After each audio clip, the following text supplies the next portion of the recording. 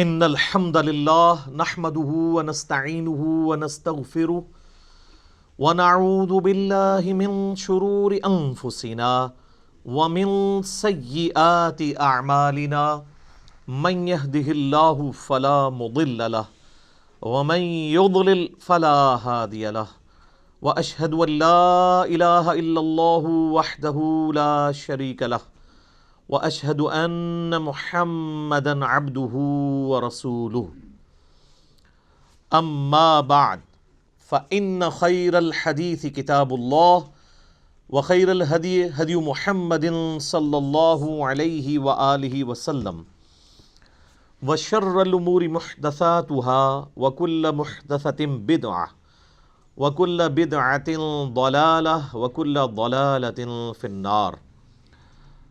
اعوذ باللہ السمیع العلیم من الشیطان الرجیم من ہمزہ ونفخہ ونفثہ بسم اللہ الرحمن الرحیم رب اشرح لی صدری ویسر لی امری واحلل عقدۃ من لسانی یفقہوا قولی. بسم اللہ الرحمن الرحیم ان اللہ وملائکتہ یصلون علی النبی یا ایہا الذین آمنوا صلوا علیہ وسلموا تسلیما.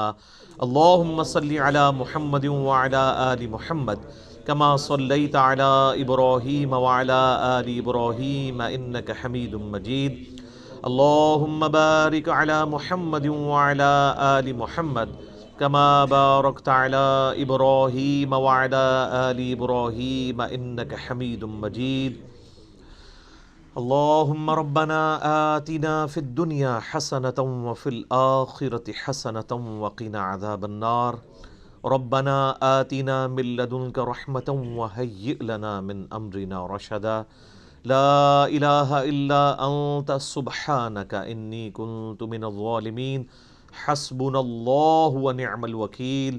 یا حی یا قیوم برحمتک استغیث ولا حول ولا قوة الا باللہ العلی العظیم.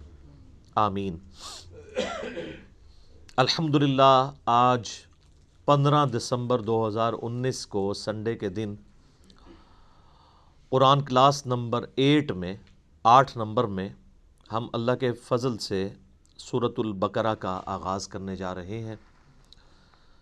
ہماری کلاس نمبر 7 پوری کی پوری سورۃ الفاتحہ کے اوپر تھی، چونکہ وہ قرآن حکیم کا مقدمہ ہے اور قرآن کی چند صورتوں میں سے ہے ایسی صورت جو مکمل طور پر یکمشت نازل ہوئیں. سورۃ الفاتحہ جو ہے وہ نزول کے اعتبار سے تو مکی صورت ہے، لیکن پورے قرآن کا مقدمہ ہے. قرآن حکیم میں اب جتنے بھی مضامین آئیں گے ان سب کی جڑ سورۃ الفاتحہ کے اندر آ چکی ہے. سورۃ الفاتحہ کے کنزیکٹو بعد اللہ تعالیٰ نے سورۃ البقرہ کو مصحف کی ترتیب میں رکھا ہے. اگرچہ یہ ترتیب نزولی کے اعتبار سے مدنی صورت ہے، لیکن مصحف کی ترتیب میں یہ اگر سورۃ الفاتحہ کو قرآن کا مقدمہ مانا جائے تو پہلی صورت قرآن پاک کی سورۃ البقرہ ہے. اپنے حجم کے اعتبار سے سب سے بڑی صورت ہے قرآن حکیم کی ہے، اور مضامین کی گہرائی کے اعتبار سے بھی اگر کوئی شخص سورۃ البقرہ مکمل کور کر لے تو اسے آلموسٹ پوری کے پورے قرآن پاک کی ڈاکٹرن کلیئر ہو جائے گی. اور ظاہر ہے یہ آلموسٹ 2.5 پاروں پہ پھیلی ہوئی صورت ہے. آپ کو پتہ ہے کہ قرآن حکیم میں 2/3 قرآن جو ہے وہ مکی ہے اور 1/3 قرآن جو ہے وہ مدنی ہے. اس 1/3 قرآن میں سے بھی 2/3 حصہ وہ پہلے آلموسٹ 6.5 پارے ہیں جو 4 صورتیں ہیں مدنی. سورہ فاتحہ تو مکی ہے، وہ مقدمہ ہے. اس کے بعد سورہ البقرہ، سورہ آل عمران، سورۃ النساء اور سورۃ المائدہ، یہ کنزیکٹو 4 مدنی صورتیں ہیں اور یہ 6.5 پاروں کے اوپر پھیلی ہوئی ہیں. حالانکہ یہ ترتیب نزول کے اعتبار سے بعد کی صورتیں ہیں، بلکہ سورۃ المائدہ میں تو کچھ آیات ایسی ہیں جو بالکل اینڈ پہ نازل ہوئی ہیں. یہ 4 صورتیں نبی صلی اللہ علیہ وآلہ وسلم کی جو شریعت ہے اس کو آلموسٹ کور کرتی ہیں، پلس آپ علیہ السلام سے جو پہلے اگلی امتیں گزر چکی ہیں جیوز اور کرسچنز ان کے جو ایشوز تھے، انہوں نے جو غلطیاں کیں اور اس کی وجہ سے اللہ تعالیٰ کے عذاب کا کوڑا ان پر پڑا، اور الٹیمیٹلی اللہ تعالیٰ نے یہ ڈیسائیڈ کیا کہ اب نئی امت کھڑی کی جائے گی، اور وہ امتیں جو ہزاروں سال سے اللہ تعالیٰ کی طرف سے اس منصب پہ فائز تھی ان کو معزول کیا جائے گا، اور اسی کے سمبل کے طور پہ پھر تحویل قبلہ بھی ہوئی کہ اب امت بھی نئی کھڑی کی ہے تو اب قبلہ بھی یروشلم کی بجائے خانہ کعبہ ہوگا جو ابراہیمی قبلہ تھا۔ میرا اس پہ بھی ایک کلپ چڑھا ہوا ہے کہ خانہ کعبہ یہ قبلہ اول بھی خانہ کعبہ ہے اور قبلہ آخر بھی خانہ کعبہ ہے، بیت المقدس یا یروشلم یہ درمیانی قبلہ ہے، کچھ عرصے کے لیے بیچ میں رہا۔ بہرحال وہ انشاءاللہ جب سورۃ البقرہ میں آیات آئیں گی تو ہم انہیں ڈیٹیل کے ساتھ ڈسکس کریں گے۔ ابھی تو چونکہ میں تعارف کے اوپر بات کر رہا ہوں، تو یہ جو 4 صورتیں ہیں یہ بھی جوڑوں کی شکل میں ہیں۔ پہلا جوڑا سورہ البقرہ اور سورہ آل عمران کا ہے۔ سورہ البقرہ مینلی جیوز کے ساتھ، یہودیوں کے ساتھ ڈیل کرتی ہے، اور سورہ آل عمران کرسچنز کے ساتھ، چونکہ وہ بھی اہل کتاب بھی ایک جوڑا تھا تو اس جوڑے کو اس اعتبار سے ایڈریس کیا گیا۔ اس سے اگلی جو 2 صورتیں ہیں سورہ النساء اور سورۃ المائدہ، اس میں بھی اہل کتاب سے بھی اور مشرکین عرب سے بھی اور ساتھ ہی ساتھ جو جیوز اور کرسچنز میں جو خرابیاں تھیں ان کو بھی ایڈریس کیا گیا ہے، اور پلس اللہ تعالیٰ نے جو پرانی شریعت تھی اس کے کچھ احکامات اسی طریقے سے پروسیڈ کروائے اور کچھ احکامات نئے نازل فرمائے شریعت محمدیہ صلی اللہ علیہ وآلہ وسلم کے اعتبار سے۔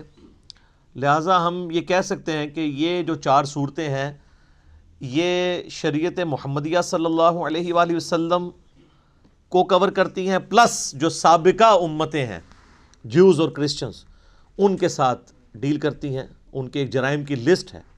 اور یہی حکمت ہے اس کے اندر کہ یہ صورتیں آغاز میں اس لیے رکھی گئیں تاکہ چونکہ اکثر مسلمان نسلی ہونے تھے، تو نسلاً جو مسلمان ہیں جن کے ماں باپ مسلمان ہیں جب وہ قرآن پڑھیں تو ان کو یہ پتہ چلے کہ اس امت سے پہلے بھی اللہ کی لاڈلی امتیں گزری ہیں، لیکن جب انہوں نے وقت کے پیغمبر کی دعوت کو پس پش ڈال دیا، کتابوں کو پس پش ڈال دیا، تو اللہ تعالیٰ نے پھر ان کا یہ لحاظ نہیں کیا کہ یہ لاڈلی امتیں ہیں، ان میں 3 کتابیں نازل ہوئی ہیں، تورات، زبور، انجیل، اور سینکڑوں صحائف نازل ہوئے ہیں اور ہزاروں پیغمبر آئے ہیں، اللہ تعالیٰ نے انہیں معزول کر کے نئی امت کھڑی کر دی۔ تو اگر تم بھی ویسا ہی کرو گے تو تمہارے ساتھ بھی ویسا ہی ہوگا۔ اور اس پہ جو سورۃ البقرہ کے پہلے 4 رکوع تو چونکہ قرآن حکیم کی پوری دعوت کا خلاصہ ہے، اور اس کے بعد جو اگلے 9 رکوع ہیں وہ بنی اسرائیل کے اوپر اللہ تعالیٰ نے فرد جرم عائد کی ہے، ان کی یعنی جو جرائم ہیں ان کو بیان کیا ہے، پھر اس کے بعد 7 یونیورسل ٹروتھ، ہر جرم کے بعد ایک آفاقی حقیقت اللہ نے بیان کی ہے کہ یہ میرا رول ہے، جب کوئی بھی کوئی یوں کرے گا میں اس کے ساتھ ایسا ہی کروں گا۔ وہ 7 یونیورسل ٹروتھ بھی انشاءاللہ سورۃ البقرہ کے اندر آئیں گے، لیکن یہ جو پہلے 4 رکوع ہیں یہ پورے قرآن کی دعوت کا خلاصہ ہے۔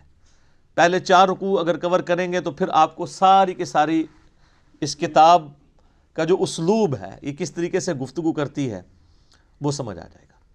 تو چونکہ اکثر نسلی مسلمان تھے اس لیے یہ شروع میں صورتیں ہیں، اگرچہ ترتیب نزول کے اعتبار سے یہ مدنی ہے۔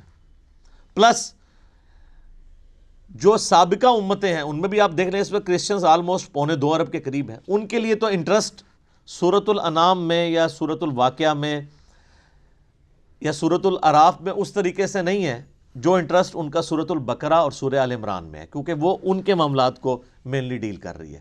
تو اس لیے یہ صورتیں اللہ تعالیٰ نے بڑی حکمت کے ساتھ شروع میں رکھی ہیں، اور یہ یاد رکھیے گا یہ اس وقت جو ہمارے پاس مصحف موجود ہے اپنے نزول کی ترتیب کے اعتبار سے تو ایسا نہیں ہے، لیکن اللہ کے پاس لوح محفوظ میں اسی ترتیب سے ہے، اور اسی ترتیب سے نبی علیہ السلام نے جو دورہ کیا قرآن کا حضرت جبرائیل کے ساتھ، جو میں نے تعارف قرآن میں 6 لیکچر دے دیے ہیں وہ آپ سن سکتے ہیں، تو یہ نبی علیہ السلام نے مصحف خود لکھوایا اسی ترتیب کے ساتھ۔ میرے بھائیو، سورۃ البقرہ اور سورہ آل عمران جوڑا ہے، اور قرآن حکیم کی آلموسٹ ساری صورتیں ہی اکا دکا کے سوا جوڑے کی شکل میں ہیں۔ یہ ٹروتھ جو ہے سب سے پہلے ریویل کیا ہے حمید الدین فراہی رحمہ اللہ تعالیٰ نے، جن کو فوت ہوئے آلموسٹ 100 سال گزرے ہوں گے۔ ڈاکٹر اسرار صاحب کے بھی آپ سمجھ لیں دادا استاد، غامدی صاحب کے بھی دادا استاد، جو امین احسن اصلاحی صاحب تھے جو غامدی صاحب اور ڈاکٹر سراج صاحب کے مشترکہ استاد ہیں، ان کے وہ استاد تھے. انہوں نے یہ ٹروتھ ریویل کیا اور یہ حقیقت ان پہ اللہ تعالیٰ نے کھولی. ظاہر ہے قرآن کبھی بھی پرانا نہیں ہوگا کہ قرآن حکیم کی صورتیں جوڑوں کی شکل میں ہیں، اور انہوں نے کوئی اس کو انوینٹ نہیں کیا، بلکہ انہوں نے احادیث پہ جب تفکر کیا، پھر قرآن پاک کی آیات دیکھی تو ان کو آئیڈیا ہوا کہ واقعی تو جوڑوں کی شکل میں ہے. صورتوں کو اگر آپ کریٹیکلی واچ کریں، سورۃ الفلق اور سورۃ الناس یہ ایک جوڑا ہے. حدیث میں بھی المعوذتین، دو پناہ دینے والی صورتیں ان کو کہا گیا ہے.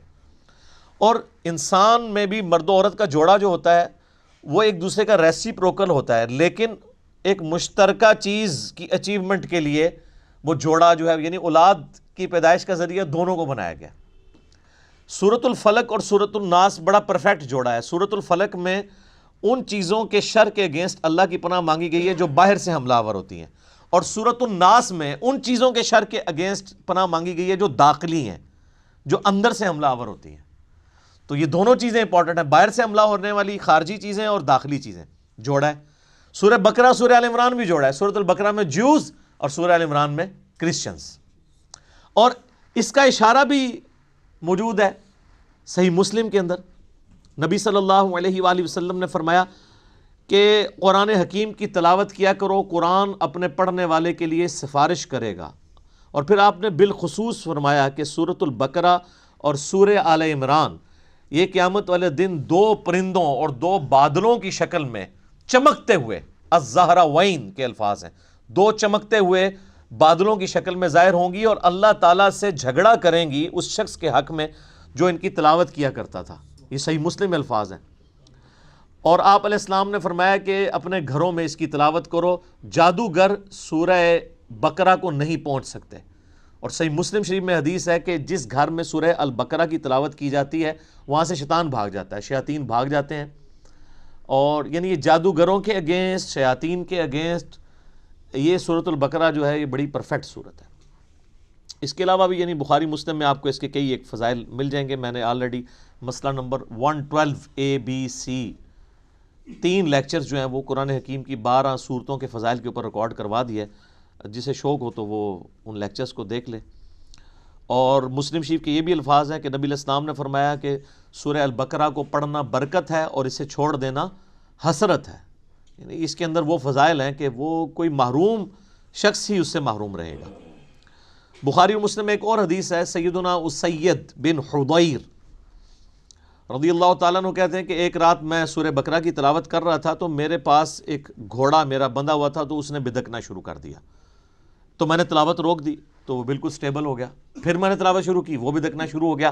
حتیٰ کہ وہ کہتے ہیں میرا ایک چھوٹا سا بیٹا جو پاس ہی لیٹا ہوا تھا یحییٰ، مجھے خطرہ ہوا کہ یہ گھوڑا اس پہ نہ چڑھ دوڑے، اتنا بدکے.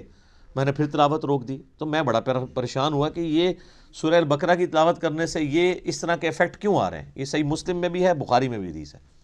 تو کہتے ہیں میں نے بائی چانس ہی جب نگاہ اٹھا کے دیکھا تو مجھے اپنے اوپر ایک بہت بڑا بادل نظر آیا جس میں کئی ایک چراغ روشن تھے، اور بیسیکلی وہ فرشتے تھے. اور جب میں تلاوت شروع کرتا تھا وہ بادل نیچے آ جاتا تھا اور اس کی وجہ سے گھوڑا بدکتا تھا. تو صبح کے وقت میں نے نبی علیہ السلام سے جب یہ واقعہ بیان کیا تو آپ علیہ السلام نے فرمایا وہ فرشتے تھے جو تمہاری تلاوت سننے کے لیے آئے تھے، اور اگر تم یہ تلاوت جاری رکھتے تو وہ زمین پہ بھی اتر آتے اور عام لوگ بھی ان کو دیکھ لیتے. اچھا یہ ایکسپیرینس اب نہیں ہوں گے. اس طرح کے ایکسپیرینسز نبی علیہ السلام کے مبارک دور میں اس لیے ہوتے تھے کہ اللہ تعالیٰ ایک نئی امت کھڑی کر رہا تھا. صحیح بخاری میں حدیث ہے، عبداللہ ابن مسعود کہتے ہیں کہ ہم نے نبی علیہ السلام کے ساتھ اس حال میں کھانا کھایا ہے کہ ہم جب لقمہ توڑ کے منہ میں ڈالنے لگتے تو ہم اس کی تسبیح کی آواز بھی سنا کرتے تھے. آپ ذرا امیجن کریں کہ آپ جناب کھانا کھاتے ہوئے نوالا آپ کے ہاتھ میں اور اس میں سے آواز آ رہی ہو سبحان اللہ وبحمدہ سبحان اللہ العظیم. اب یہ ایکسپیرینسز جو ہیں وہ صحابہ کرام کو اس لیے ہوتے تھے کہ اللہ تعالیٰ نے ان میں ایمان کوٹ کوٹ کے بھرنا تھا. وہ نئی امت کھڑی کی تھی سر، اس لیے پھر ان کا پیشن آپ نے دیکھا ہے نا کہ بڑی تھوڑی سی جماعت کے ساتھ انہوں نے دنیا کی سپر پاورز الٹ کے رکھ دی ہیں. ان کو ایک لمحے کے لیے بھی شک نہیں ہوا تھا کہ ہم جو ہیں وہ کسی غلط دعوت کو لے کے چل رہے ہیں. اسی لیے تو ان کا کانفیڈنس لیول عروج کے اوپر تھا. تو جب وہ اتنے دلیر لوگ جب ٹکراتے تھے تو سامنے لوگ تو ان کا مقابلہ نہیں کر سکتے تھے. سیدنا خالد بن ولید یعنی ان کی مبارک عادت تھی جب بھی میدان جنگ میں جاتے تھے تو اپنے مخالف کمانڈر کو یہ خط لکھا کرتے تھے کہ میں ایسی فوج تم سے لڑانے کے لیے لے کے آیا ہوں کہ جتنا تمہیں عورتوں سے اور شراب سے شغف ہے نا، اس سے زیادہ وہ اپنی موت کو عزیز رکھتے ہیں، کیونکہ ان کے لیے ایک جنت استقبال کر رہی ہے۔ قرآن میں جب آیا کہ بڑھو اس جنت کی طرف جس کی چوڑائی زمین و آسمان کے فاصلے کے برابر ہے، سورۃ الحدید میں، تو سر پھر یہی کچھ ہی ہوگا۔ تو ایسی قوم کا مقابلہ کون کر سکتا تھا؟ تو لیکن اس قوم کو ایمان بالغیب سے ایمان بالشہادہ تک پہنچانے کے لیے نبی علیہ السلام کے مبارک ہاتھوں سے ایسے معجزات کروائے گئے، یا آپ کی مبارک زندگی میں ایسے معجزے ظاہر ہوئے جس سے لوگوں کو یقین آ گیا کہ نبی علیہ السلام اللہ کے سچے پیغمبر ہیں۔ بخاری مسلم میں کتنی حدیثیں ہیں آپ کی مبارک انگلیوں سے پانی کے چشمے جاری ہوتے ہوئے صحابہ کرام نے دیکھے۔ اب اگر کوئی شخص پانی کے چشمے انگلیوں سے جاری ہوتے ہوئے دیکھ لے، اور ایک پیالے میں مبارک ہاتھ رکھنے سے، بخاری مسلم کے الفاظ ہیں، جابر بن عبداللہ کہتے ہیں کہ 1500 صحابہ نے وضو کیا، جانوروں کو پانی پلایا اور سٹور کر لیا، اور اللہ کی قسم وہ پانی اتنا تھا کہ ہم 1,00,000 بھی ہوتے نا تو پانی زیادہ تھا۔ اس وقت بہرحال ہم 1500 تھے۔ اب اس طرح کے بے شمار یعنی ایکسپیرینسز، میں نے اس کے اوپر پورا لیکچر دیا ہے، مسئلہ نمبر 131 ABCD، نبی علیہ السلام کے معجزات کے اوپر، اس کے بعد پھر کرامات، استدراج، علوین، یہ ساری چیزیں کیا ہیں، ان کو میں نے ڈسکس کیا۔ تو اس طرح کے ایکسپیرینسز اس وقت ہو جایا کرتے تھے۔ پھر صحیح مسلم کے اندر ایک حدیث ہے کہ قرآن حکیم کی جو آیت اعظم ہے، آپ علیہ السلام نے ابی ابن کعب سے پوچھا کہ بتاؤ قرآن کی سب سے عظمت والی آیت کون سی ہے؟ تو انہوں نے کہا اللہ لا الہ الا هو الحی القیوم۔ نبی علیہ السلام اتنے خوش ہوئے کہ آپ نے اپنا مبارک ہاتھ ان کے سینے پہ مارتے ہوئے کہا کہ ابو منذر، تمہیں تمہارا علم مبارک ہو، یعنی بڑی آبزرویشن ہے تمہاری کہ تم نے قرآن حکیم کی سب سے عظیم ترین آیت کو، یعنی نبی علیہ السلام کے بتائے بغیر انہوں نے آبزرو کر لیا کہ یہ آیت ہے۔ پھر وہ بخاری میں، وہ بھی سورۃ البقرہ میں ہے، آیت الکرسی، آیت نمبر 255 ہے سورۃ البقرہ کی۔ پھر بخاری میں وہ بڑی لمبی حدیث ہے جو انسانی شکل میں آ کے شیطان جو ہے وہ مال جو تھا، مال غنیمت کہہ لیں، بیت المال کی جو حفاظت کے لیے حضرت ابو ہریرہ کو نبی علیہ السلام نے جو ہے وہ رکھا ہوا تھا، تو رات کے وقت وہ شیطان انسانی شکل میں آتا تھا۔ الٹیمیٹلی جب وہ پکڑا گیا تو اس نے پھر حضرت ابو ہریرہ کو ایک رشوت کے طور پہ آپ کہہ لیں، مدنی رشوت، اور الیاس قادری صاحب اس طرح کی چیزوں کو استعمال کرتے ہیں نا، تو ایک چھٹکارے کے لیے اس نے کہا میں تمہیں ایک وظیفہ بتاتا ہوں، مجھے چھوڑ دو تم۔ ان کا میں تو نبی علیہ السلام کے پاس پیش کروں گا تمہیں۔ ان کو نہیں پتا تھا یہ شیطان ہے، انسانی شکل میں آیا تھا، کیونکہ اس ٹائم علم غیب نہیں ہوتا تھا، یہ تو بزرگوں کو بعد میں پتہ چل جاتا ہے نا۔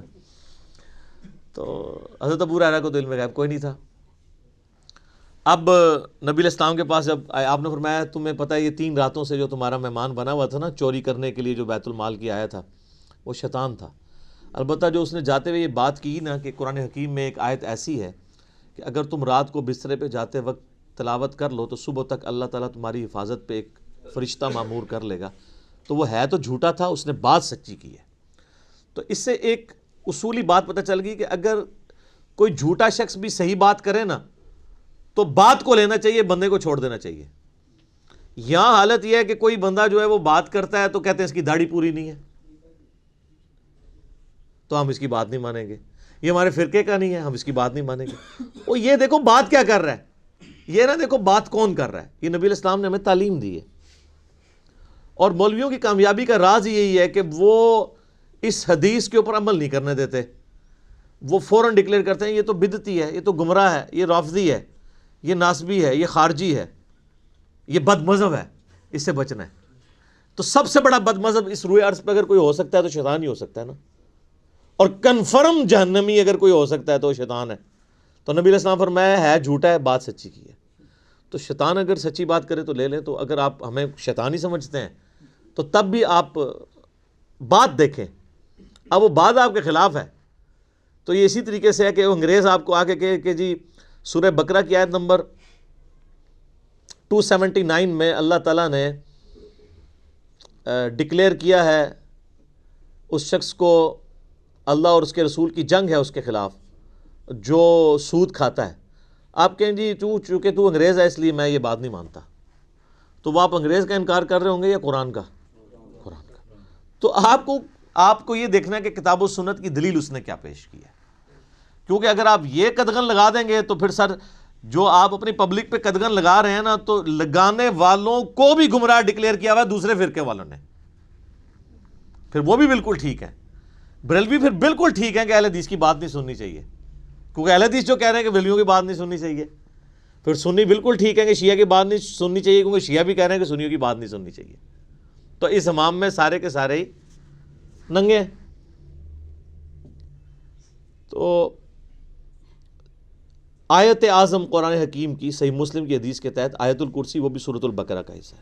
پھر صحیح مسلم میں ایک حدیث ہے، حضرت جبرائیل علیہ السلام نبی علیہ السلام کے پاس بیٹھے ہوئے تھے، تو اچانک آواز سنی، انہوں نے تو آسمان کی طرف سر اٹھایا تو کہا یا رسول اللہ صلی اللہ علیہ وآلہ وسلم، آج آسمان کا وہ دروازہ کھلا ہے جو آج سے پہلے نہیں کھلا، اور اس آسمان سے ایک فرشتہ نازل ہوا ہے جو یہ میرے پاس کھڑا ہے، آپ کو سلام عرض کر رہا ہے، اور یہ اللہ کی طرف سے خاص خبر لے کے آیا ہے۔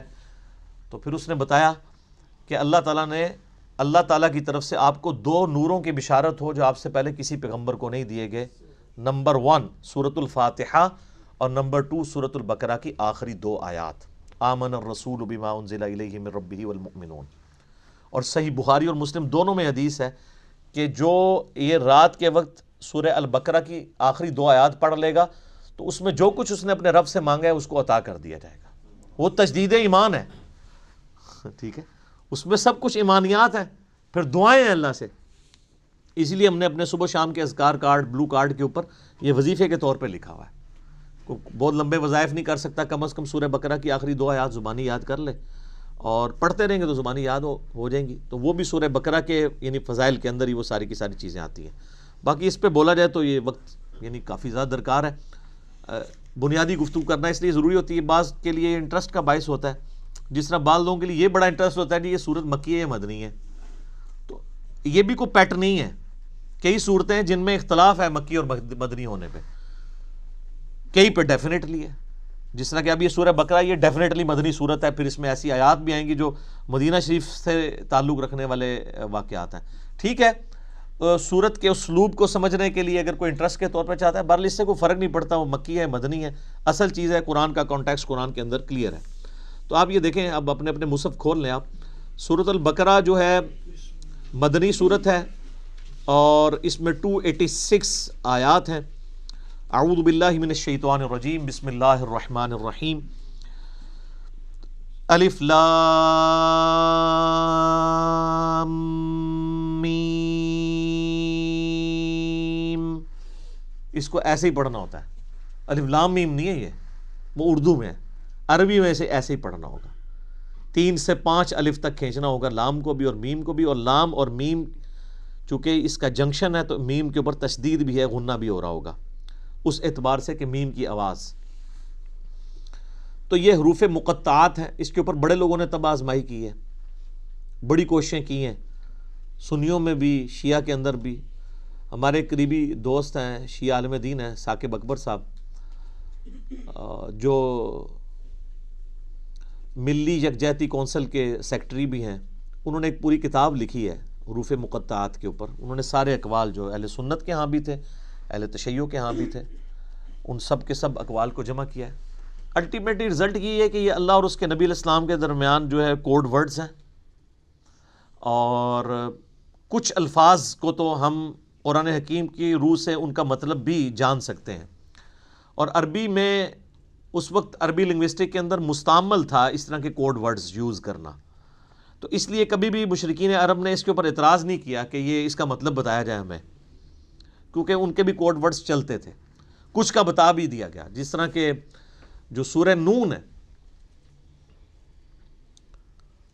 سورۃ القلم بھی جسے کہتے ہیں، پارہ نمبر 29 میں، تو اس میں صاحب الحوت کا ذکر آیا، یعنی مچھلی والے، کون؟ سیدنا یونس علیہ السلام۔ اور سورہ الانبیاء میں حضرت یونس کا نام ہے ذن نون، نون والا، جیسے ہم کہتے ہیں نا ذل جلال یا ذل جلال، حالت رفع میں پڑھا جائے گا ذل جلال، جلال والا اللہ کا نام ہے، تو وہاں پہ ذن نون، نون والا، تو نون والا کون؟ وہ سورہ القلم میں، اس میں آغاز ہی کس سے ہوتا ہے؟ نون والقلم وما یسطرون، تو اس پہ تو اجماع امت ہے کہ وہاں نون سے مراد مچھلی ہے. اور عرب میں اس طرح کے کوڈ ورڈز یوز ہوتے تھے. مثلا یہ جو توئیں ہیں نا، یہ سانپ کے لیے سمبل کے طور پہ استعمال ہوتا تھا. اس کی شکل بھی آلموسٹ دیکھ لینا، کوبرا سانپ اگر ایسے کھڑا ہو اور یوں اس کی دم ہو تو یہ سمبل استعمال ہوتا تھا عرب میں. اور آپ مزے کی بات دیکھیں کہ جتنی صورتوں میں حضرت موسیٰ علیہ السلام کے واقعات آئے ہیں نا، سورۃ القصص ہے، سورہ طٰہٰ ہے، طٰہٰ بھی توئیں سے سٹارٹ ہو رہی ہے. اسی طریقے سے سورۃ القصص، طٰ، سین، سب میں طٰ آپ کو نظر آئے گی. تو اس اعتبار سے کسی حد تک آئیڈیا، لیکن چونکہ یہ انٹرسٹ کی چیزیں ہیں، اس سے کوئی قرآن پاک کی تعلیمات میں فرق نہیں پڑتا. سورہ ال عمران کی آیت نمبر 7 ہے کہ محکمات ہیں اور متشابہات ہیں. محکمات جو ہیں وہ کتاب کی اصل ہیں، ان کے اوپر توجہ دو، اور جو متشابہات ہیں ان کا معاملہ چھوڑ دو، ان کے اوپر ایمان لے کے آؤ. بس اللہ کے حضور دعا کرتے ہیں اہل ایمان، ربنا لا تزغ قلوبنا بعد اذ ہدیتنا وہب لنا من لدنک رحمہ انک انت الوہاب. آمین. تو اسی طریقے سے یعنی بڑے بڑے لوگوں نے، یعنی اہل تشیع جو ہیں وہ ذاکرین، علماء نہیں یہ حرکت کرتے، ذاکرین الف لام میم سے آل محمد مراد لیتے ہیں. اور اسی طریقے سے بعض جو اہل علم ہیں شیعہ اور سنیوں کے ہاں، وہ کہتے ہیں الف جو ہے یہ اللہ کے لیے ہے، اور جو میم ہے یہ محمد کے لیے ہے، اور لام جو ہے وہ جبریل کی جو لام ہے نا اینڈ پہ. اور وہ کہتے ہیں یہ چیز یعنی اسٹیبلش تھی کہ جب کوئی کسی کی طرف خط لکھتا تھا نا، تو اس کے کوڈ ورڈ کے طور پہ جو لکھنے والا ہے اس کے نام کا بھی پہلا حرف لیا جاتا تھا، اور جس کی طرف لکھا جاتا ہے اس کے نام کا بھی پہلا حرف لیا جاتا تھا، اور جو بیچ میں میسنجر ہوتا تھا لے کے جانے والا اس کے نام کا آخری حرف ہوتا تھا. تو وہ بالکل فٹ ان بیٹھتا ہے. اللہ کا پہلا حرف الف، اور محمد کا پہلا حرف میم صلی اللہ علیہ وآلہ وسلم، اور جبرائیل کا آخری حرف لام. تو یہ بڑے لوگوں نے اس کے اوپر کام کیا ہے. ایون امام ابن تیمیہ نے بھی اس کے اوپر کافی طب آزمائی کی ہے، بڑے لوگوں نے کیا ہے. تو اتنی گفتگو کافی ہے میرا خیال ہے. اصل تو میسج کو سمجھنے کی ضرورت ہے. ذالک الکتاب لا ریب فیہ، یہ وہ کتاب ہے جس میں شک کی کوئی جگہ نہیں ہے. دیکھیں کتنے جاہ و جلال کے ساتھ کتاب اوپن ہو رہی ہے. کانفیڈنس لیول آپ کتاب کا دیکھیں. کتاب سٹارٹ ہو رہی ہے کہ بھئی یہ کتاب جو آپ پڑھنے جا رہے ہو کوئی شک نہیں. کوئی شک کیوں نہیں؟ اس کی وجہ یہ کہ اس کتاب کے اندر جو کانفیڈنس اور جو سچائیاں بیان ہوئی ہیں نا، وہ اپنا آپ منوا لیتی ہیں. اور اس میں یہ بھی امپلائڈ تھا کہ جو سابقہ امتیں ہیں نا، جیوز اور کرسچنز، ان کو اس میں کوئی شک نہیں ہے. جس طرح کہ سورہ الانعام میں آتا ہے کہ نبی علیہ السلام کو ایسے پہچانتے ہیں جس طرح اپنے بیٹوں کو. اور سورۃ الاعراف میں آتا ہے کہ یہ اس نبی کو، نبی امی کو اپنے اندر پا رہے ہیں جس کی صفات وہ تورات اور انجیل کے اندر پڑھتے تھے. یعنی یہ کتاب کوئی شک نہیں ہے کہ یہ وہی کتاب ہے. مراد یہ کہ یہ وہی کتاب ہے جس کی پروفیسیز تورات اور انجیل کے اندر موجود تھی. کوئی شک نہیں ہے. ان معنوں میں بھی بے شک یہ وہی کتاب ہے جس کا تمہیں انتظار تھا، اور ان معنوں میں بھی کہ یہ اللہ کی طرف سے نازل ہوئی ہے، اس میں کوئی کنٹراڈکشن نہیں ہے، یہ اللہ کی کتاب ہے. دونوں اعتبار سے یہ شک سے پاک ہے. جو سورہ النساء کی آیت نمبر 82 میں بھی آگے چل کے آئے گا کہ اگر قرآن کسی اور کی طرف سے آتا اللہ کے سوا تو تم اس میں بڑا اختلاف کثیر پاتے. یعنی اس کی آیات آپس میں ٹکرا رہی ہوتی، ایک مضمون کچھ اور کہہ رہا ہوتا، دوسرا اس کے بالکل اپوزٹ. تو اتنی موٹی کتاب بغیر ٹکراؤ کے یہ اللہ کا کلام ہے. اور پھر اس کا جو کانفیڈنس لیول ہے نا، یہ کئی لوگوں کو بڑا اپیل کرتا ہے. یہ عبد الرحیم گرین جو ہے نا، مسلمان ہوئے ہیں نا، جو اس وقت انگلینڈ کے اندر بہت بڑے ایک مسلمان اسکالر ہیں، وہ ایسا بندہ ہے کہ یعنی اس وقت جتنے لوگ مسلمان ہوئے ہیں نا، بڑے ہائی ٹیر پہ لوگ، ان میں اس طرح کا بندہ کوئی نہیں ہے. یوسف ایسٹس اگر ہیں تو یوسف ایسٹس جو تھے امریکن یعنی پروٹیسٹنٹ ایک پریسٹ تھے، مسلمان ہوئے ہیں. لیکن یہ جو عبد الرحیم گرین ہے نا، اس نے دنیا کے سارے مذاہب پریکٹیکلی پھرے ہیں. یہ 4 سال تک بدھسٹ بھی رہے ہیں، کرسچن بھی رہے ہیں، سارے مذاہب پھر کے اینڈ پہ یہ اسلام کی طرف آئے ہیں. آپ ان کی لائف سٹوری بھی انگلش میں رکھی ہوئی ہے جو انہوں نے سنائی ہے. تو وہ عبد الرحیم گرین کہتے ہیں کہ جب مجھے قرآن یعنی جب میں نے پڑھنا شروع کیا نا، تو میں یعنی قرآن پاک کے کانفیڈنس سے بڑا متاثر ہوا کہ یہ بڑے یعنی پیشن کے ساتھ بات کرتا ہے. نمبر 1. نمبر 2، وہ کہتا ہے قرآن میں اس طرح کا ربط نہیں ہے جو انسانی کتابوں میں ہوتا ہے، کیونکہ قرآن کا سٹائل خطبے کا ہے، جو میں پہلے ایڈریس کر چکا ہوں. یہی بات اس نے جوشوا نے بھی کی، جس کا پچھلے دن ہم نے کلپ بھی چڑھایا تھا. How Bible led me to accept اسلام.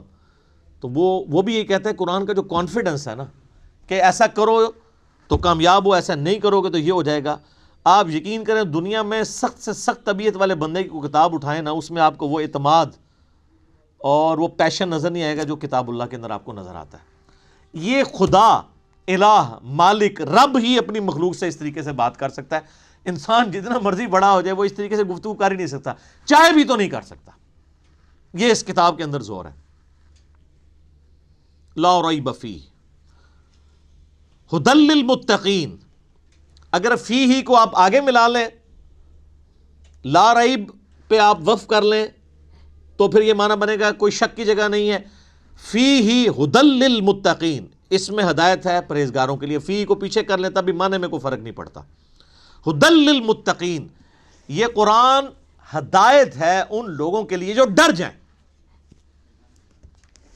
یہ ترجمہ اصل ترجمہ ہے اس کا.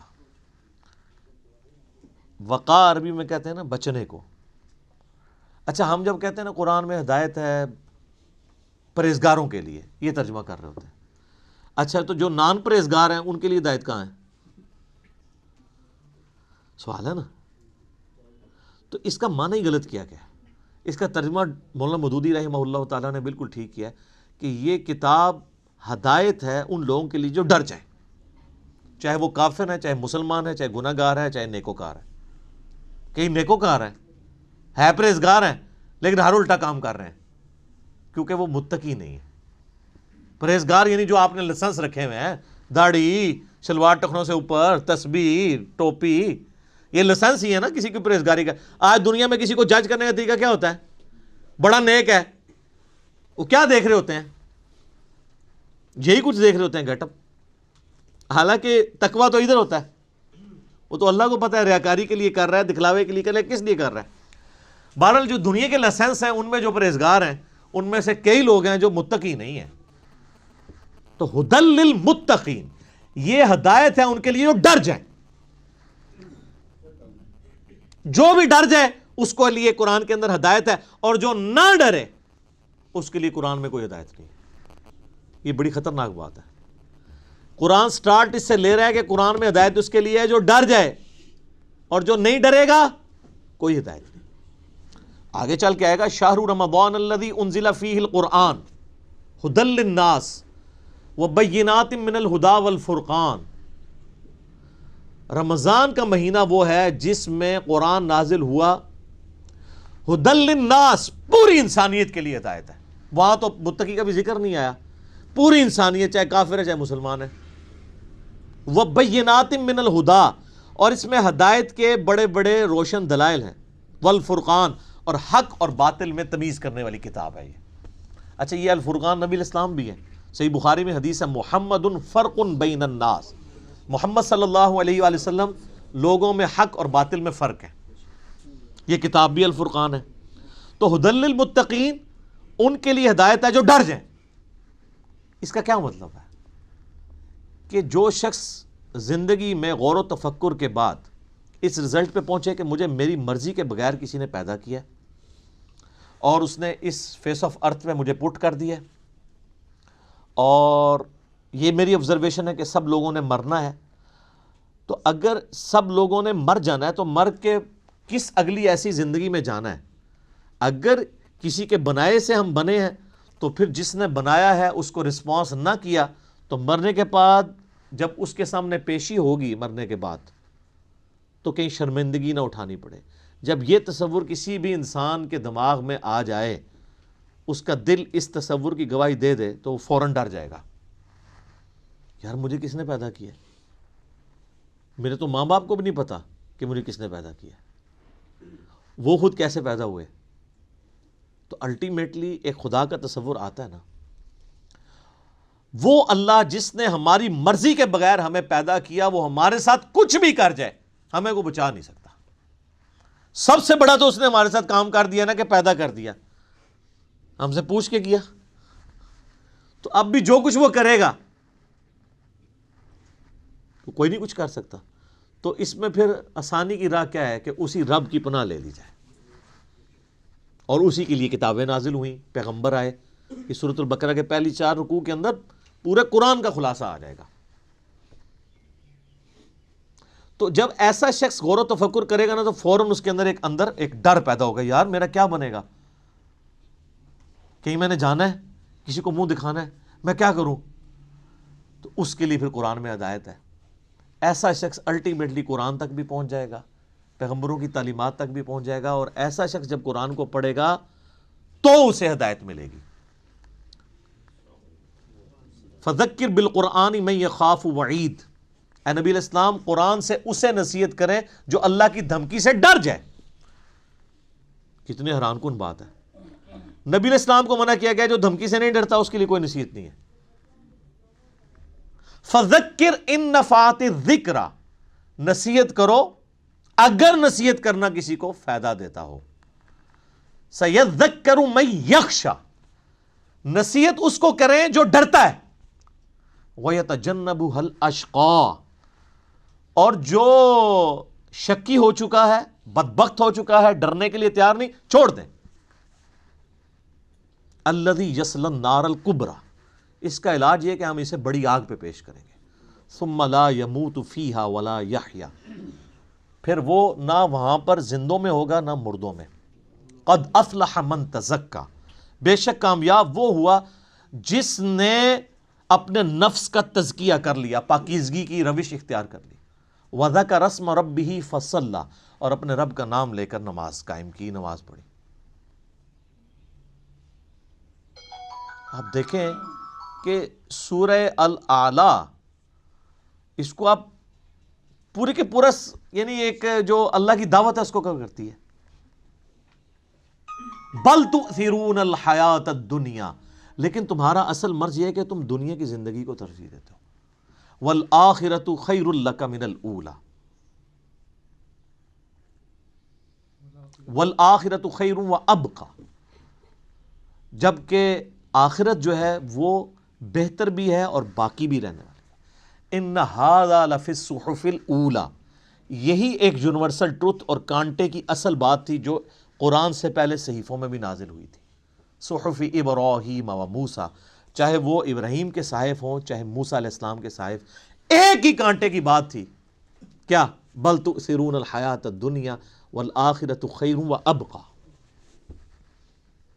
اب یہ بھی سر پھر ہم صحیح کہتے ہیں نا کہ کتابوں کا خدا اور ہے اور بابوں کا خدا اور. یہ کتابیں ڈسکس ہو رہی ہیں. اللہ اکبر.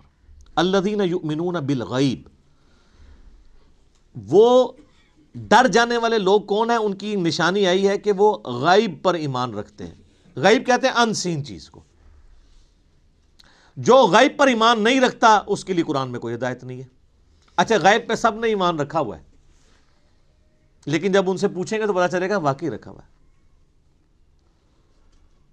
کسی بھی شخص سے اگر آپ پوچھیں کہ یہ جو دنیا کا سارے کا سارا نظام چل رہا ہے ایک بڑا سسٹمیٹک وے سے چل رہا ہے، یہ آرگنائزڈ ہے. اب تو جس طرح سائنس نے ترقی کی ہے، پہلے تو وہ زمانہ تھا لوگ کہتے تھے مٹی سے خود بخود ڈڈو بن کے نکل آتے ہیں.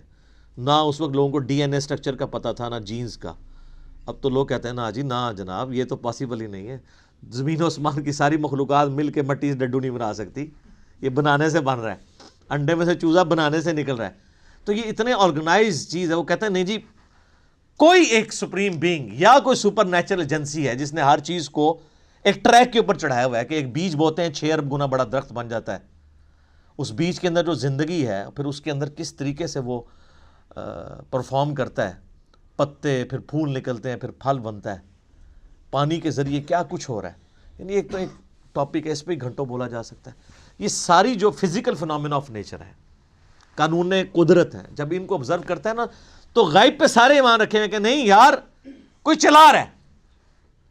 پوچھیں کدھر ہے؟ وہ کہتے ہیں ہمیں نظر نہیں آ رہا، لیکن وہ ایسا باطن ہے کہ اس سے زیادہ ظاہر کوئی نہیں ہے، اور ایسا ظاہر ہے کہ اس سے زیادہ باطن کوئی نہیں ہے. اللہ اپنی قدرتوں سے کتنا ظاہر ہے لیکن سب سے پوشیدہ ہے. تو یہ سب کچھ غیب کی طرف انسان کو لے جاتا ہے. تو وہ یقین کیے ہوئے ہیں ڈر جانے والے لوگ کہ یار کسی کے کرنے سے ہو رہا ہے. یہ جو ہارمنی ہے یونیورس کے اندر، سر اب جو کچھ ہمیں پتہ چل رہا ہے سائنس کی برکت سے تو انسان پریشان ہو جاتا ہے کہ یہ نظام چل رہا کیسے ہے. میں آپ کو صرف یہ بتاتا ہوں کہ سائنٹسٹ کہتے ہیں کہ اس کائنات میں اتنا بیلنس ہے کہ اگر ایک بال پوائنٹ کو اس کی نوک پہ کھڑا کر دیا جائے, یہ پاسبل ہے کہ نوک پہ کھڑا ہو جائے؟ بہت ہی زیادہ کوئی سوفسٹیکیٹڈ بیلنس ہو تو یہ پاسبل ہے, اور یہ 1 ارب سال یوں کھڑی رہے, گرے نا. اس سے زیادہ بیلنس جو ہے نا وہ اس کائنات میں ہے, اور یہ balance millions of fine tunings کے ساتھ چل رہا ہے. ایک ایک فائن ٹیون اگر خراب ہو جائے نظام نہیں چل سکتا. یعنی پانی کو اگر آپ دیکھیں تو پانی کی جتنی پراپرٹیز ہیں, کیمیکل پراپرٹیز, فزیکل پراپرٹیز, ہر ایک فائن ٹیون ہے. اس کی گریوٹی ڈسٹرب ہو جائے ختم.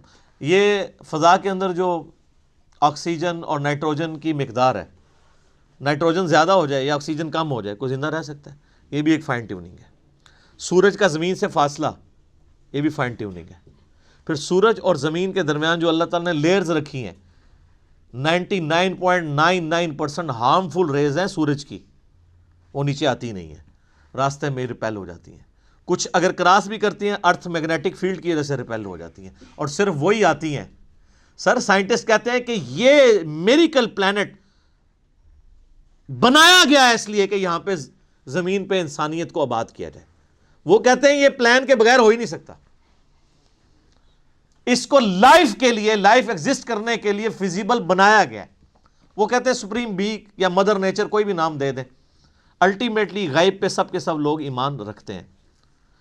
تو سر جب وہ اس طرح کے غیب پر ایمان رکھنے والے لوگ ہوں گے تو پھر الٹیمیٹلی ان کے اندر ایک کوالٹی پیدا ہو جائے گی کہ وہ اس گاڈ کو رسپانس کریں گے. وہ کہیں گے بس سب کچھ پھر تو ہی تو ہے, تیرے لیے سب کچھ ہونا چاہیے. تو وہ اگلی بات ہے, وَيُقِيمُونَ الصَّلَاةَ, نماز قائم رکھتے ہیں. پھر وہ نماز پڑھتے نہیں ہیں, نماز پڑھنے والے بہت ہیں, قائم رکھنے والے بہت تھوڑے ہیں. یعنی نماز کا پھر حق ادا کرتے ہیں. ایک تو اس میں ظاہر ہے سب سے بہتر چیز وہی ہے, یعنی پاکیزگی کا اعتبار سے اور پھر پروٹوکول سے نماز پڑھنا. پھر اس کے بعد نماز پڑھنے کے بعد جب آپ حقوق العباد کے معاملات میں آئیں گے تو آپ واقعی جس خدا کو آپ نماز کے اندر مانے ہوئے تھے, نماز کے باہر بھی اسی خدا سے ڈرتے ہوئے آپ ہیرا پھیری نہیں کریں گے, ڈنڈی نہیں ماریں گے, رشتہ داروں کے حقوق نہیں دبائیں گے, ماں باپ کے ساتھ بد اخلاقی نہیں کریں گے, بیوی بچوں کے حقوق نہیں سلب کریں گے, کسی کی جائیداد نہیں ہتھیائیں گے, کسی کو دھوکہ نہیں دیں گے, دودھ میں پانی نہیں ملائیں گے, حرام خوری نہیں کریں گے. یہ سب کی سب چیزیں نماز قائم کروا رہی ہوں گی آپ سے. تو نماز قائم کرتے ہیں. اور یہ جو الصلاۃ ہے نا جی, اس کا ترجمہ ویسے انگلش میں لوگ پریئر کر دیتے ہیں. پریئر اپروپریٹ ٹرانسلیشن بن ہی نہیں سکتی الصلاۃ کی. اردو میں ہم یا فارسی میں نماز کہتے ہیں. الصلاۃ بیسیکلی ورشپ ہے. ہم اللہ کی پریئر نہیں کرتے, ورشپ بھی کرتے ہیں پلس پریئر. نماز پریئر تو ہوتی ہے دعائیں, جس طرح کرسچنز آپ دیکھیں اپنے گرجوں میں جا کے میوزک کے ساتھ بھی دعائیں کر رہے ہوتے ہیں, وہ صرف پریئر ہے, وہ نماز نہیں پڑھ رہے ہوتے. ہم نماز پڑھتے ہیں صلاح, جس میں پریئر بھی ہوتی ہے اور ورشپ.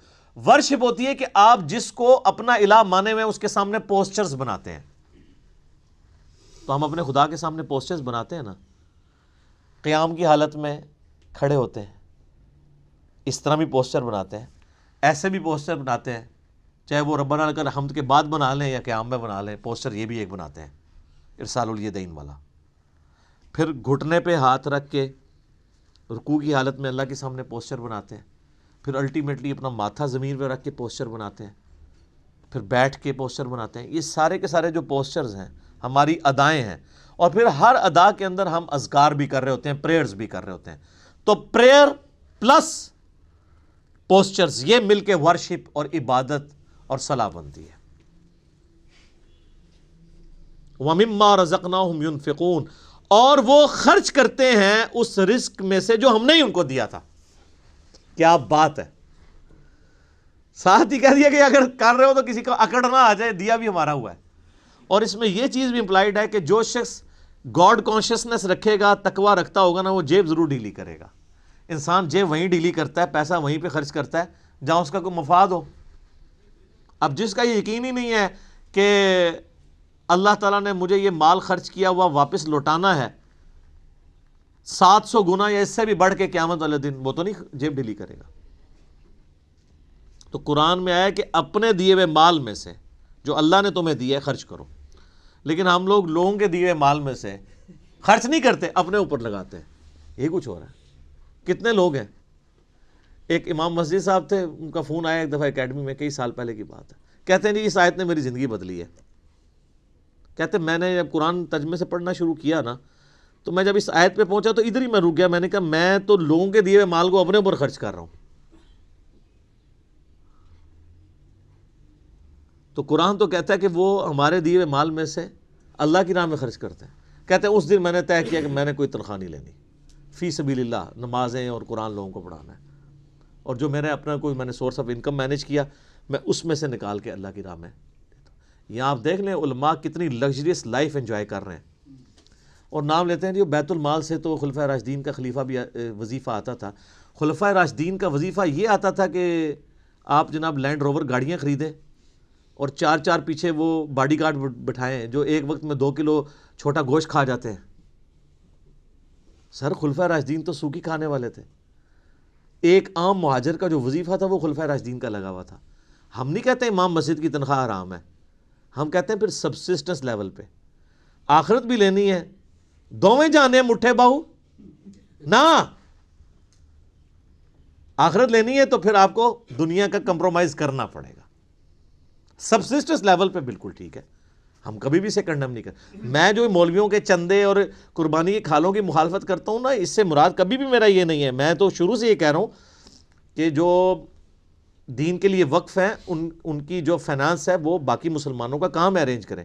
میں اختلاف یہ کرتا ہوں کہ اس کے اوپر یہ جدادیں جو بنا رہے ہیں اور جو لگژریس لائف گزار رہے ہیں، اسلام آباد میں ہزاروں امام مسجد آپ کو ایسے مل جائیں گے، چلیں ہزاروں میں ایگزیجریشن ہو جائے گی، سینکڑوں، کہ جو سائیکل پہ آئے تھے آج انہوں نے ہونڈا سیوک رکھی ہوئی ہے، ساتھ ڈرائیور بھی رکھے ہوئے ہیں، ان کی کوئی فیکٹری نہیں ہے، کوئی دکان نہیں ہے۔ اللہ کا فضل ہے،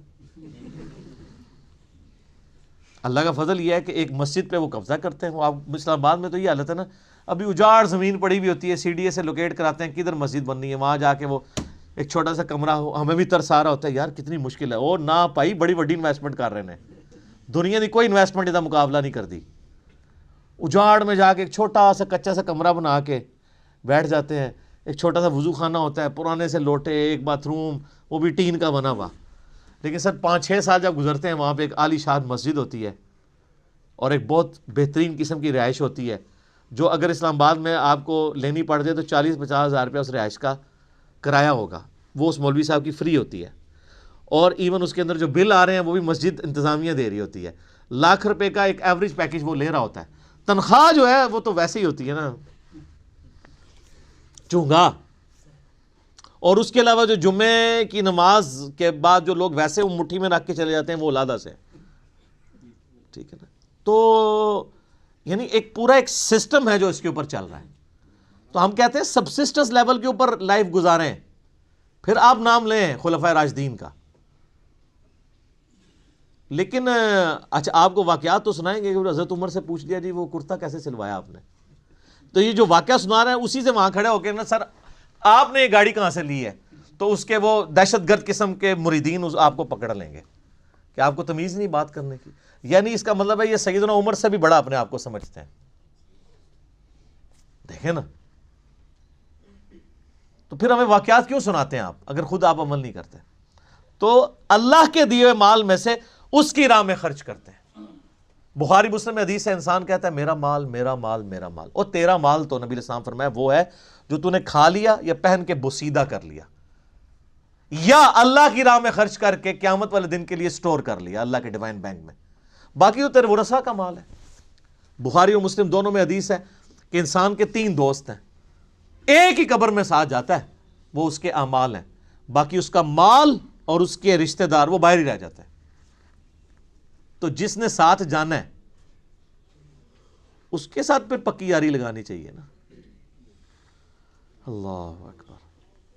نبی علیہ السلام کی حدیث ہے بخاری اور مسلم میں، نبی علیہ السلام نے فرمایا اے اللہ محمد اور آل محمد کو بس اتنا ہی رزق دینا کہ ان کی روح اور جسم کا رشتہ برقرار رہے۔ کیوں؟ آپ علیہ السلام زیادہ مال کو اوائڈ کرتے تھے، آپ کی فقر کی زندگی تھی، اور یہ فقر اڈاپٹڈ تھا۔ اما عائشہ کہتی ہیں خیبر کے بعد تو وسعت ہو گئی تھی، لیکن حضور کی وفات تک ہماری حالت ہے، بخاری مسلم دونوں میں حدیث ہے، بعض اوقات 1 مہینہ، بعض اوقات 2، بعض اوقات 3 مہینے بھی ہمارے گھر میں چولہا نہیں جلتا تھا، 2 کالی چیزوں، کھجور اور پانی پہ گزارا ہوتا تھا، اور کھجور بھی کوئی پیٹیاں یا ٹوکرے نہیں، 2 کھجوریں صبح اور 2 شام کو بس، اور 1 میٹھا پانی کا پیالہ صبح اور 1 شام کو، یہ ٹوٹل رزق تھا۔ میٹھا پانی اس وقت ایک ایشو تھا، دور سے بھر کے لانا پڑتا تھا۔ اور اس میں مجھے بتائیں، حضور کی بیویاں حضور سے شکایت نہ کرتی تو کیا کرتی؟ لیکن جب شکایت کی، سورۃ العذاب میں اللہ تعالیٰ نے ڈانٹ پلائی، ایسی ڈانٹ پلائی کہ یہاں تک کہا کہ اے نبی ان کو کہو کہ میں تمہیں مال دے کے چھوڑ دیتا ہوں۔ ہائے ہائے ہائے!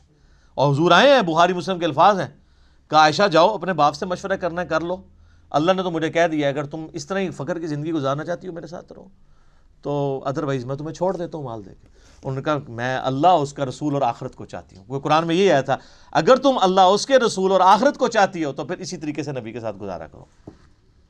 تو آپ کی بیویاں اگر آپ کے ساتھ غصہ کھائیں نا تو صبر کیا کریں۔ نبی کی بیویاں، نبی کی تربیت یافتہ بیویاں، ان کے ساتھ اگر یہ معاملہ ہو سکتا ہے تو ہماری بیویاں تو پھر ان سے بہت دور ہیں۔ تو یہ فقر کی زندگی نبی علیہ السلام کی اسی لیے اڈاپٹڈ تھی۔ والذین یؤمنون بما انزل الیک، اے نبی علیہ السلام وہ لوگ ہیں جو ایمان لاتے ہیں اس پر جو آپ کی طرف نازل ہوا، وما انزل من قبلک، اور اس پر بھی جو آپ سے پہلے نازل ہوا۔ اچھا، ادھر یہ نہیں آیا کہ اور اس پر بھی جو آپ کے بعد نازل ہوگا، اس کا مطلب ہے کہ نبوت ختم ہو چکی ہے۔ وَبِالْآخِرَةِ هُمْ يُوقِنُونَ، اور آخرت کی زندگی کے اوپر وہ یقین رکھتے ہیں۔ سر دیکھیں، کتابوں پر ایمان لاتے ہیں اور آخرت پر کیوں؟ آخرت پہ ایمان لانا کافی نہیں ہے، یقین ہونا ضروری ہے۔ یقین نہیں ہوگا آپ کا قبلہ درست نہیں ہوگا۔ یقین کو آپ اسی طریقے سے سمجھ لیں کہ اگر آپ کو کہیں نا کہ یار استری، گرم استری کو اگر ہاتھ لگ جائے نا تو ہاتھ جل جاتا ہے، اور کسی کا جلا ہوا ہاتھ دکھا بھی دیا جائے تو صرف ایمان ہی ہوگا یہ آپ کا، کیونکہ آپ نے خود جلتے ہوئے نہیں دیکھا۔ یقین کے لیے آپ کو استری کے اوپر ہاتھ رکھنا پڑے گا، گرم استری پہ۔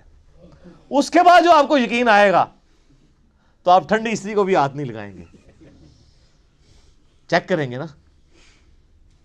تو یہ ہے یقین، آخرت کا یقین انسان کا قبلہ درست کرتا ہے، ایمان والا معاملہ۔ اچھا، قادیانی اس کے اندر بھی جو ہے وہ 2 نمبری کرتے ہیں۔ وہ بالآخرۃ ہم یوقنون میں وہ کہتے ہیں کہ یہ جو آخرہ اس سے مراد ہے جو اس کے بعد نازل ہوا، حالانکہ وہ قرآن کے اسلوب میں بیٹھتا ہی نہیں ہے۔ ویسے کوئی بےمانی کرنا شروع کر دے علیحدہ بات ہے، وہ تو قرآن اپنے اسلوب میں بالکل کلیئر ہے۔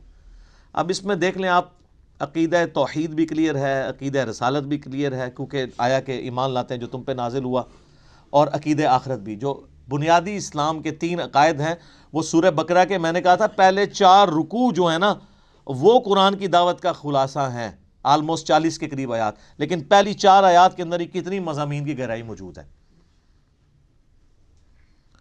تو آپ سے پہلے یعنی تورات اور انجیل اور باقی صاحب یعنی اولڈ ٹیسٹمنٹ، نیو ٹیسٹمنٹ، اس میں بھی ایمان لاتے ہیں، اور آپ پہ جو نازل ہوا۔ ظاہر ہے کہ جوز اور کرسچنز کو چونکہ یہ پتہ تھا کہ اللہ کی کتاب ہے، پروفیسیز موجود تھیں۔ ایون آج کی آپ انجیل مقدس اٹھائیں، جو انارکلی سوسائٹی، جو بائبل سوسائٹی جو ہے انارکلی لاہور، اس میں اولڈ ٹیسٹمنٹ، نیو ٹیسٹمنٹ اور صحائف جو ہیں وہ بنی اسرائیل کے پیغمبروں کے، انہوں نے انجیل مقدس کے نام سے آلموسٹ اتنی والیوم کی ہے، لیکن وہ باریک رائٹنگ ہے، قرآن سے 3 گنا بڑی وہ کتاب ہے۔ آپ اس میں ابھی بھی آپ اولڈ ٹیسٹمنٹ میں تورات کے اندر چلے جائیں، ڈیوٹرانومی چیپٹر نمبر 18 کی جو ہے وہ آیت نمبر 18 پڑھ کے دیکھ لیں۔ اے موسیٰ علیہ السلام، میں تیرے ان کے یعنی امتیوں کے بھائیوں میں سے تیری مانند ایک رسول اٹھاؤں گا، تو وہ یعنی بنو اسرائیل میں سے نہیں بلکہ بنو اسماعیل میں سے۔ میں قرآن کے تعارف میں اس کے اوپر چونکہ بول چکا ہوں، آپ دیکھیں۔ اسی طریقے سے گاسپل آف جان جو ہے نیو ٹیسٹمنٹ میں، اس میں چیپٹر نمبر 15 سے لے کے 18-19 تک آپ کو نبی علیہ السلام کے علاوہ کے حوالے سے پروفیسیز ملیں گی حضرت عیسیٰ علیہ السلام کی، کہ جی مجھے تم سے ابھی بہت کچھ کہنا ہے لیکن تم اس کے متحمل نہیں ہو۔ جب وہ دنیا میں ہستی تشریف لائیں گی، میں تمہارے آسمانی جو باپ ہے یعنی خدا سے یہ بات کروں گا کہ وہ ہستی تم میں آئے اور وہ تمہیں وہ چیزیں سکھائیں گی جس کے ابھی تم متحمل نہیں ہو، وہ اللہ تعالیٰ ان کے منہ میں اپنا کلام ڈالے گا. وہ اپنی خواہش نفس سے کچھ نہیں کہیں گی، وہ وہی کہیں گی جو اللہ ان کو وہی کرے گا. وہی جو ہم کہتے ہیں نا وَمَا يَنطِقُ عَنِ الْهَوَىٰ إِنْ هُوَ إِلَّا وَحْيٌ يُوحَىٰ. تو نبی علیہ السلام، اور اس میں الفاظ ہیں کہ وہ دنیا میں میرا نام روشن کریں گی. حضرت عیسیٰ علیہ السلام کا نام پھر دیکھیں کیسا روشن ہوا ہے. ان کے اوپر جو جیوز نے تہمتیں لگائی تھیں وہ اس کتاب نے دور کی، اور کرسچنز نے جو ان کے نام پہ شرک کھڑا کیا تھا اس کو بھی دور کیا. تو حضرت عیسیٰ ابن مریم علیہ السلام، اللہ تعالیٰ نے اس قرآن کے ذریعے ان کا نام دنیا میں روشن کیا. اسی لیے آپ دیکھیں اس وقت جو سب سے زیادہ نان مسلم ہو رہے ہیں نا وہ کرسچنز ہیں، کیونکہ مسلمز ہی اونلی بلیورز ہیں on the face of earth, Christians کے علاوہ جو حضرت عیسیٰ کو پیغمبر مانتے ہیں. یہودی تو ان کو دجال کہتے ہیں نعوذ باللہ، اور وہ ایک مسیح کے انتظار میں ہے جو آ کے جا چکا ہے. اب جب دجال آئے گا اس کو وہ مسیح مان لیں گے، حالانکہ جو ان کی کتابوں میں مسیح تھا وہ عیسیٰ ابن مریم تھے جن کو انہوں نے انکار کر دیا. اور کرسچنز نے ان کے بارے میں ڈیوینٹی کلیم کر دی، کسی نے خدا کا بیٹا کہہ دیا اور کسی نے کہہ دیا یہ خود ہی خدا ہیں. اللہ تعالیٰ نے ان تمام نظریات کا رد اس کتاب میں کر کے حضرت عیسیٰ علیہ السلام کی صفائی پیش کی، صحیح عقائد بتائے، جوز کی غلطیاں ہائی لائٹ کی، کرسچنز کی وہ انشاءاللہ آگے شروع ہوں گا. اب آگے جو ہے وہ انسانیت میں جو 3 گروہ ہیں ان کا ذکر آئے گا، کہ یہ تو ایمان والے جو گروہ ہیں ان کے بارے میں، بلکہ ایک آیت اس کے ساتھ آپ اگر جوڑ ہی لیں تاکہ یہ مضمون مکمل ہو جائے. اگلی آیت جو ہے نا اولئک علی ھدی من ربہم واولئک ھم المفلحون، ایسے ہی لوگ اپنے رب کی طرف سے ہدایت پہ ہیں اور ایسے ہی لوگ کامیاب ہونے والے ہیں. یہ پہلی 5 آیات کے اندر اللہ تعالیٰ نے انسانیت کے پہلے گروہ کا ذکر کیا ہے جو ایمان تک پہنچے گا. اس کے بعد پھر کافروں کا ذکر آئے گا، پھر اس کے بعد منافقین کا. یہ 3 گروہوں کا ذکر آئے گا. آج ہم نے سورۃ البقرہ کی پہلی 5 آیات کے اندر ان لوگوں کو کور کر لیا ہے، اور اس کا پھر کنکلوژن بھی اللہ نے سنا دیا کہ کامیاب لوگ پھر یہی ہوں گے. ٹھیک ہوگا جی. سبحانک اللہم وبحمدک اشہد ان لا الہ الا انت استغفرک واتوب الیک. اللہم صلی علی محمد وعلی آل محمد کما صلیت علی ابراہیم وعلی آل ابراہیم انک حمید مجید. اللہم بارک علی محمد وعلی آل محمد کما بارکت علی ابراہیم وعلی آل ابراہیم انک حمید مجید. اللہ تعالیٰ سے دعا ہے جو حق بات میں نے کہی اللہ تعالیٰ ہمارے دلوں میں راسخ فرمائے. اگر جذبات میں میرے منہ سے کوئی غلط بات نکل گئی اللہ تعالیٰ ہمیں معاف بھی کر دے، ہمارے دلوں سے محو کر دے، ہمیں کتاب و سنت کی تعلیمات پر عمل کر کے دوسرے بھائیوں تک پہنچانے کی توفیق عطا فرمائے. سبحانک اللہم وبحمدک اشہد ان لا الہ الا انت استغفرک واتوب الیک وما علینا الا البلاغ المبین. جزاکم اللہ خیرا.